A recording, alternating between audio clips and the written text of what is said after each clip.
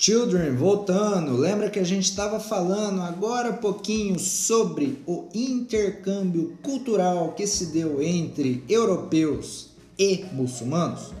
Pois bem, senhores, agora nós trataremos um tópico específico sobre pensamento e arte europeia na Baixa Idade Média.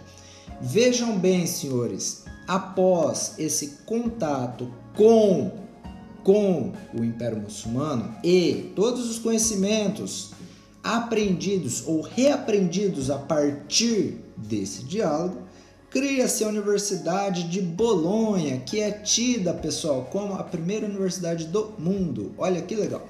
E a partir do século XIII, adotou-se uma nova forma de se pensar, uma nova forma de se questionar, uma nova forma de se analisar. Eis um novo método de ensino, pessoal, referente à escolástica.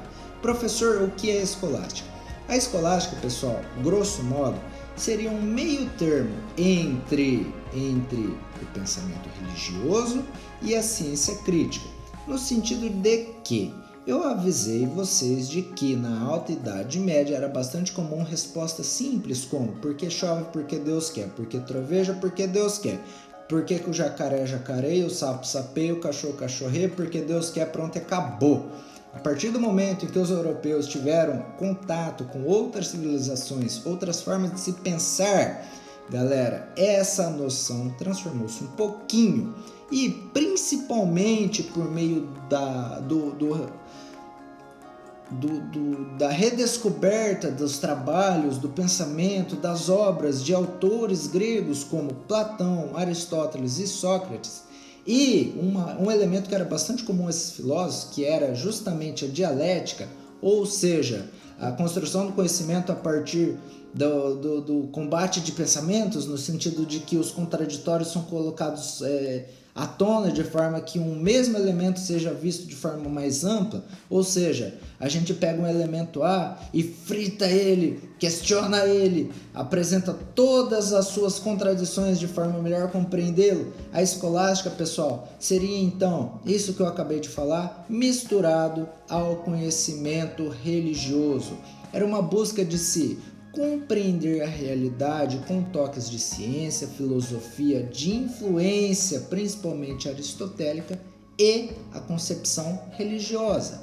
Deus criou o mundo foi criado por Deus, mas não é tão simples assim, Deus criou, pronto e acabou. É possível melhor compreender, é melhor analisar um pouquinho mais a fundo essas questões do que simplesmente tomar como dado. Deus criou o mundo, mas de que forma? Quais as quantidades? Qual é o método utilizado por Deus? Vocês entendem onde eu quero chegar? Numas palestras atrás a gente falou inclusive da equação de ouro, você se lembra? Que é representado pelo número φ. Os artistas da época acreditavam ter descoberto a equação utilizada por Deus, enquanto na criação do homem e no processo de crescimento do homem, de embrião até um homem adulto. Então, assim, Deus criou o mundo, mas Deus utilizou métodos que podem ser traduzidos pela ciência. Deus pode ser mais bem compreendido e não há nada de errado nisso. A valorização da inteligência, que é um dom que Deus nos deu, é uma forma de fazer jus a esse presente maravilhoso que nos foi dado. É aí, pessoal, que alguns pensadores, alguns maiores mestres da igreja, como São Tomás de Aquino e Santo Agostinho, vêm à tona e trazem elementos da escolástica para casar ciência e religião. Moços e moças, como eu já disse para vocês, olha só aqui, Tomás de Aquino buscou explicar Deus, apareceu errado aí, Deus e o sobrenatural a partir da razão. Deus pode ser melhor compreendido sim, não há nada de errado nisso. Na pintura, pessoal, o simbólico ganhava força diante do realismo. Tá? O simbólico, as questões por trás dos símbolos eram mais relevantes do que o realismo cru. Na arquitetura, galerinha, o que estava em evidência? Principalmente estilos românicos e gótico. O românico, pessoal, vem de... vocês nem acreditam, vem de Roma. Pois é. E numa estrutura românica, pessoal, a gente vai poder identificar, por exemplo, arcos mais contidos, paredes grossas, poucas janelas e portas.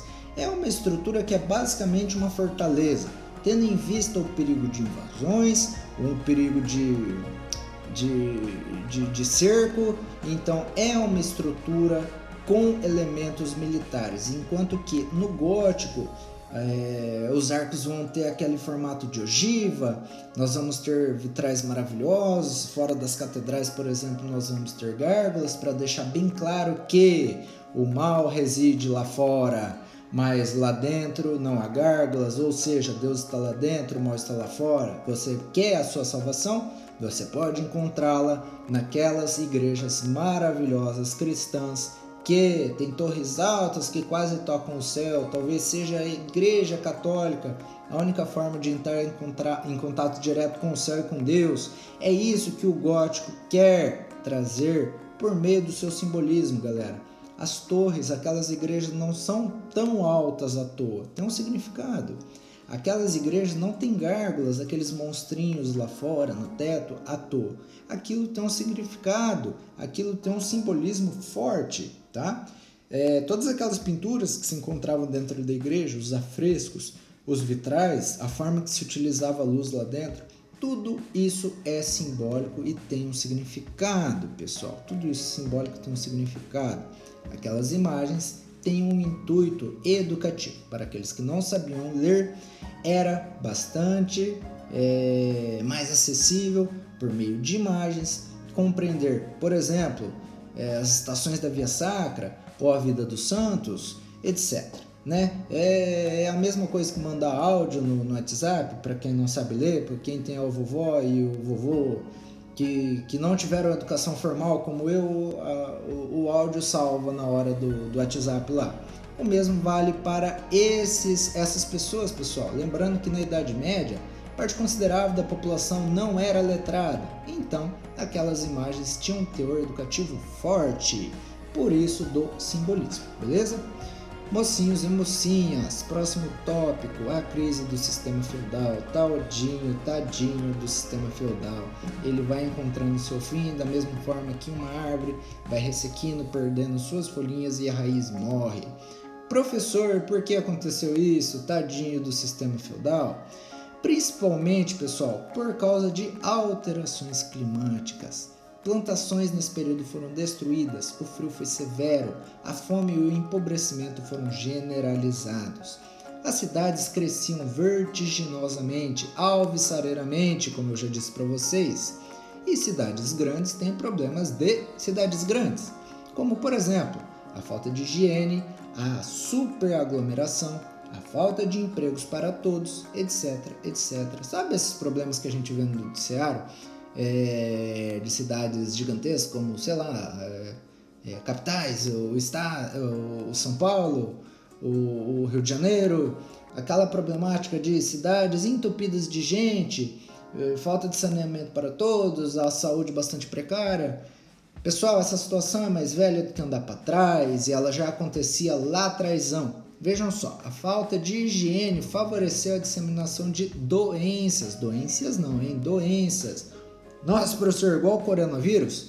Não, senhores, muito pior. Acredite se quiserem.